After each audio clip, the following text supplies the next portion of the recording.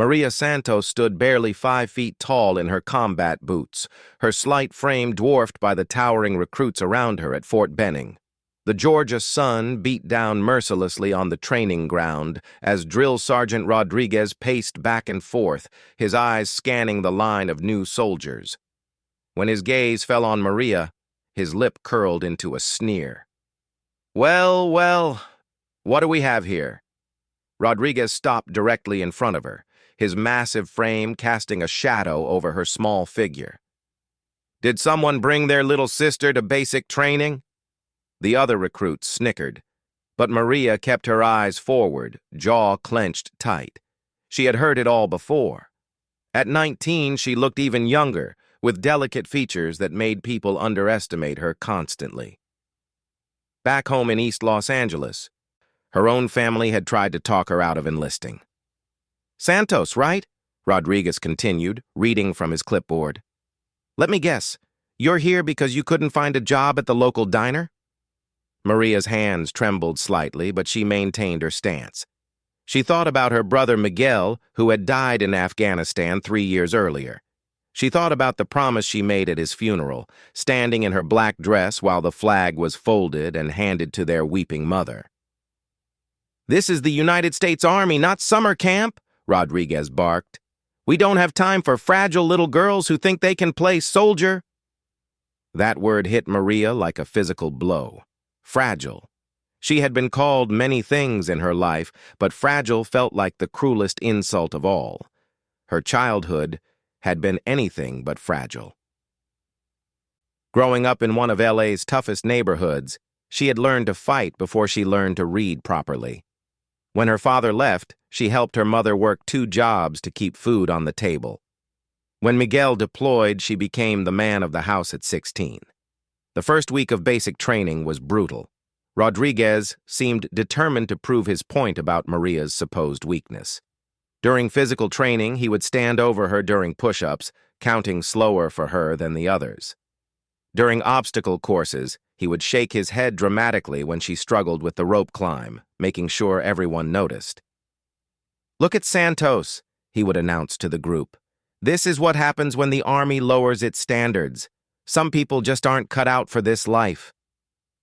But Maria refused to quit.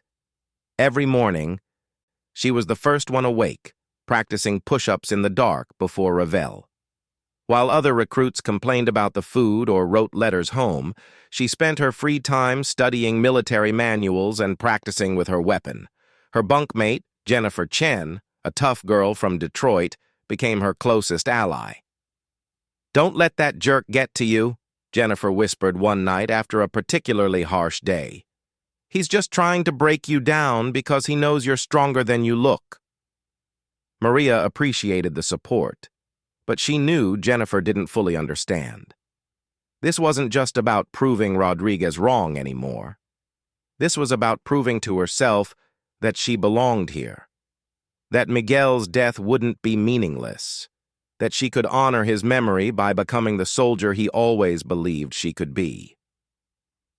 The breakthrough came during a night training exercise in week 4.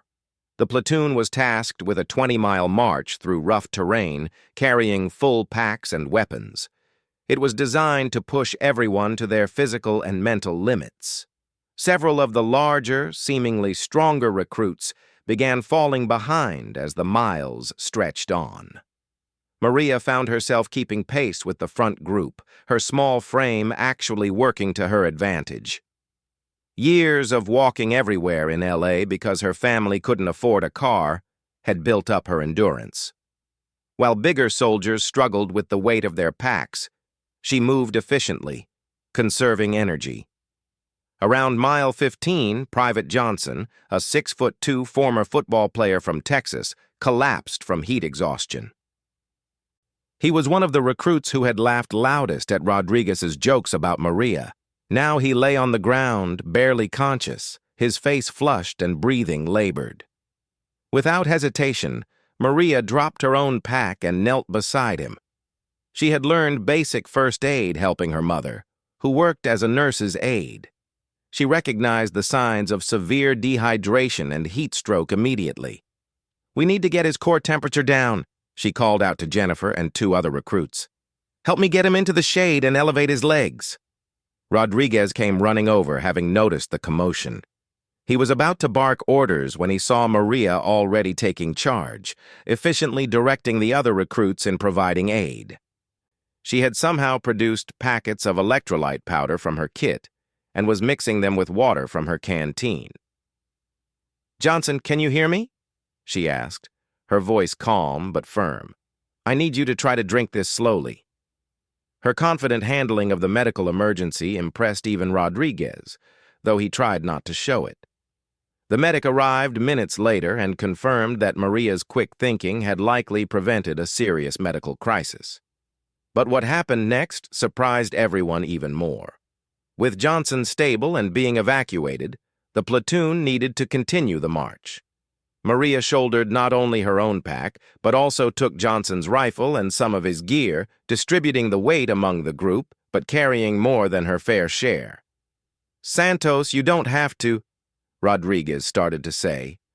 "With respect, drill sergeant." "We don't leave anyone behind," Maria interrupted, using the Army motto. "Johnson would do the same for any of us." For the final 5 miles, Maria carried extra weight while maintaining the pace, helping other struggling recruits, and keeping morale up with quiet words of encouragement. When they finally reached the finish line, she was exhausted but still standing, while several of the men who had mocked her earlier were barely able to complete the march. That night, Rodriguez approached her bunk after lights out. In the darkness, his voice was different, less harsh. "Santos, where did you learn medical training?" "My mother works in healthcare, drill sergeant. She taught me basic first aid when I was young. And my brother—" She paused. "My brother always said soldiers take care of each other." Rodriguez nodded slowly. For the first time since she arrived, he seemed to really see her, not just the small girl he had been trying to break down. "Your brother was military?" "Yes, drill sergeant, Army Ranger, KIA in Afghanistan, 2019. There was a long silence. Rodriguez had lost friends in Afghanistan, too. He understood what that meant, what it had cost her family, what it meant for her to be here. "Get some rest, Santos. Tomorrow we start combat training." As he walked away, Maria thought she detected a hint of respect in his voice. She was no longer just the fragile girl he wanted to wash out. She was becoming something else entirely, though she didn't yet know what that would mean for her future. 3 years had passed since Maria graduated from basic training with honors, but the memories of Rodriguez calling her fragile still burned in her mind. Now, Staff Sergeant Maria Santos stood in the briefing room at Forward Operating Base Chapman in Afghanistan, studying satellite images of a Taliban compound. The irony wasn't lost on her that she was stationed in the same region where her brother Miguel had died. Her unit, the 82nd Airborne Division, had been tasked with a high-risk rescue mission. Intelligence reports indicated that 2 American contractors had been kidnapped and were being held in a heavily fortified compound in the mountains. The mission was voluntary, and command had made it clear that casualties were expected. Captain Williams, the mission commander, pointed to the aerial photos spread across the table. "The compound is here, approximately 30 clicks northeast of our position. Intelligence suggests 12 to 15 Taliban fighters, possibly more. The hostages are believed to be held in this building here." Maria studied the images carefully. Her role as a combat medic meant she would be responsible for keeping the team alive during what would certainly be a violent encounter. Over the past 3 years, she had earned a reputation as one of the best medics in the division, but this mission would test every skill she had learned. "The approach will be difficult," Williams continued. "Narrow mountain paths, limited cover, and they'll have the high ground advantage. We're looking at a night insertion, fast and quiet." Sergeant First Class Davis, the team's explosives expert, shook his head. "Sir, this feels like a suicide mission. Maybe we should wait for air support." "Negative," Williams replied firmly. Intelligence indicates the hostages will be moved within 48 hours. This is our only window. Maria raised her hand. Sir, what about medical evacuation procedures? If we have wounded, extraction will be complicated in that terrain. Williams nodded approvingly. Good question, Santos. We'll have a helicopter standing by at the valley floor, but reaching it will require a 15-minute hike down treacherous mountain paths. You'll need to keep anyone wounded stable for that duration. That evening, Maria sat in her quarters, methodically checking and rechecking her medical supplies. She had learned to carry more than the standard medic kit, often trading her personal comfort items for extra bandages, morphine, and blood-clotting agents. Her fellow soldiers had nicknamed her Angel for her ability to save lives in impossible situations. Jennifer Chen, now also a staff sergeant, knocked on her door. After basic training, they had requested to serve together and had been through 2 previous deployments as a team. You ready for this one, Maria? Jennifer asked, settling onto the cot across from her. Maria looked up from her medical kit. Remember what Rodriguez used to say about me being fragile? That idiot? What about him? Sometimes I wonder if he was right, not about being weak, but about being different. I've saved a lot of lives, Jen, but I've also seen a lot of good people die. Sometimes I think I feel it more than I should.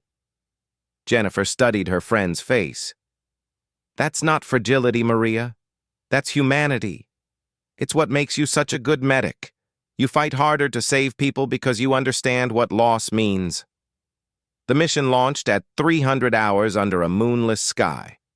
12 soldiers moved silently through the Afghan mountains, their night vision equipment casting the landscape in an eerie green glow. Maria carried her medical pack plus additional supplies, her small frame actually advantageous in the narrow mountain paths. After 3 hours of careful movement, they reached the target compound. The intelligence had been accurate. They could see sentries posted at strategic points, and heat signatures indicated multiple occupants in the main building. The assault began with coordinated precision. Davis's explosive charges took out the main gate while the team moved in from 3 directions. The Taliban fighters responded quickly, and the compound erupted in gunfire. Maria found herself pinned down behind a stone wall with Williams and 2 other soldiers.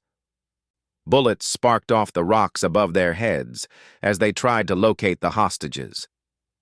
Santos, Rodriguez is hit, came a voice over the radio. For a moment, Maria's blood ran cold. Rodriguez, the same drill sergeant who had tormented her in basic training, was now serving as a master sergeant with a special operations unit. His team was providing overwatch support from a ridge 500 meters away. How bad? Maria replied into her headset, already grabbing her medical kit. Took one in the chest. He's conscious but bleeding bad. Maria looked at Captain Williams. Sir, I need to get to Rodriguez. Williams shook his head. Negative, Santos. We need you here for the primary mission. But Maria was already calculating the distance and route. Rodriguez might have been hard on her during training, but he was also the reason she had become such a strong soldier. His harsh methods had forged her into someone who could handle this moment. Sir, with respect, I can reach Rodriguez and be back before we secure the hostages. Private Martinez can handle medical support here temporarily. Before Williams could respond, Maria was moving. She sprinted across the compound, using her knowledge of the layout from the satellite photos to avoid the heaviest fighting. Bullets whined past her as she reached the base of the ridge and began climbing. The path to Rodriguez's position was treacherous, loose rocks and steep inclines made more dangerous by the ongoing firefight below. Her small size actually helped as she navigated the narrow ledges that would have been difficult for larger soldiers. She found Rodriguez propped against a boulder, his face pale but his eyes alert. His team medic had been wounded in the initial ambush, leaving the master sergeant without immediate medical support. Santos? Rodriguez's voice was weak but incredulous. What the hell are you doing here? "Shut up, Sergeant," Maria said, already assessing his wound. "Let me work." The bullet had entered his upper chest, missing his heart but potentially damaging his lung. Maria could hear the telltale sound of air escaping from his chest cavity, a pneumothorax that could kill him within minutes if not treated. Working by feel in the darkness, Maria inserted a chest tube to relieve the pressure on Rodriguez's lung. Her hands moved with practiced efficiency, years of training and experience guiding her movements. Rodriguez watched in amazement as the small recruit he had once considered too weak for military service now worked to save his life. "You know," Rodriguez whispered as Maria worked, "I owe you an apology." "Save your strength," Maria replied, securing the chest tube. "You can apologize when we get you off this mountain." "I was wrong about you, Santos. Dead wrong." Maria looked up from her work. "No, Sergeant. You were exactly right." Rodriguez looked confused. "You called me fragile," Maria continued. "And I was. I was fragile in all the ways that matter. I was fragile enough to care about people others had written off. I was fragile enough to feel every loss personally. I was fragile enough to never give up on anyone, even someone who didn't believe in me." She finished treating his wound and helped him to his feet. "Fragile isn't weak, Sergeant. Fragile is just breakable, and sometimes the most beautiful things are fragile." Together, they made their way back down the mountain. Rodriguez, despite his wound, insisted on carrying his own weapon and providing cover for Maria as they moved. The rescue mission below had been successful. Both hostages were secured and the compound cleared. As they reached the extraction point, Rodriguez grabbed Maria's arm. "Santos, I want you to know something. That first day at basic training, when I called you fragile, I've never been more wrong about anything in my life." Maria helped him toward the waiting helicopter. "Maybe, Sergeant. Or maybe you just didn't understand what fragile really meant." As the helicopter lifted off, carrying the wounded and the rescued hostages to safety, Maria looked back at the mountain compound.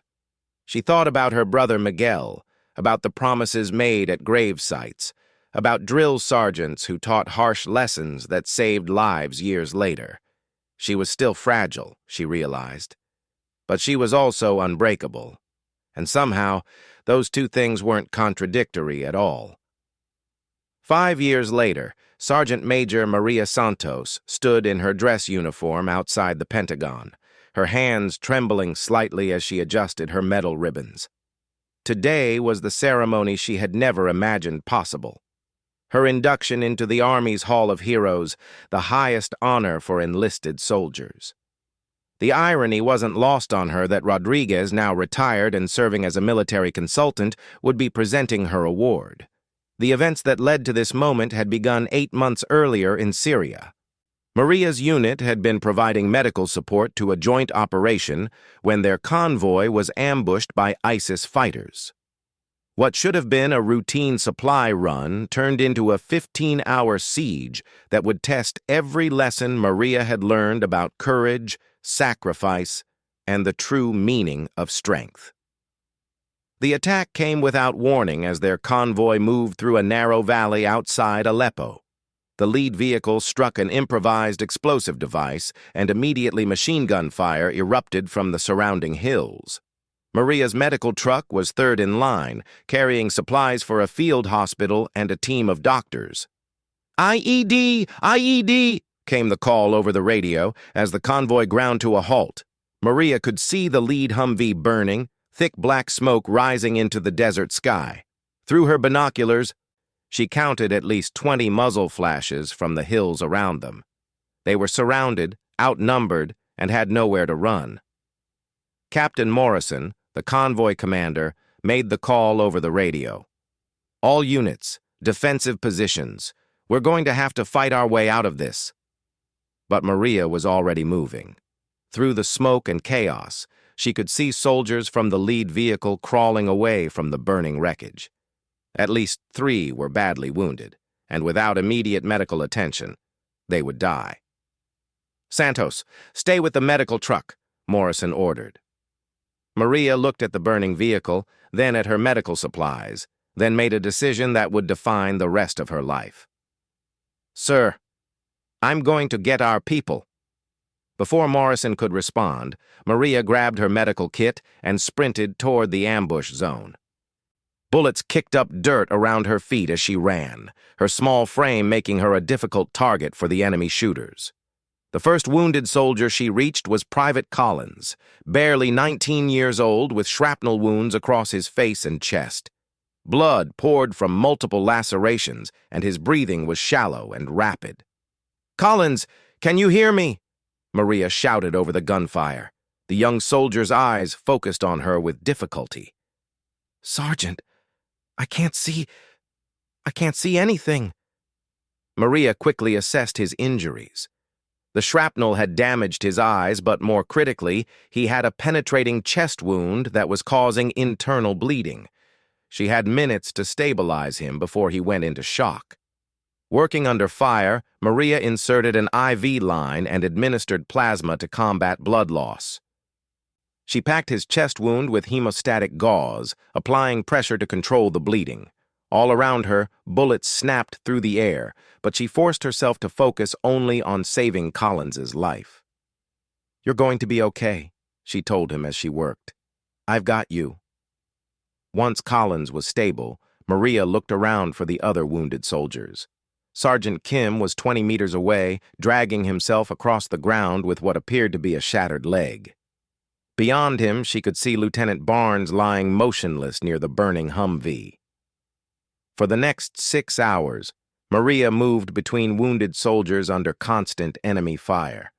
She treated everything from gunshot wounds to severe burns, using every bit of medical training she possessed. When she ran low on supplies, she made dangerous trips back to her medical truck to resupply. What made her actions extraordinary wasn't just her medical skill, it was her refusal to accept defeat.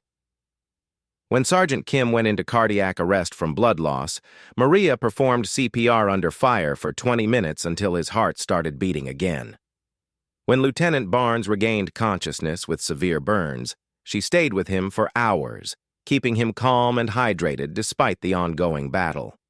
The tide began to turn when air support finally arrived in the afternoon.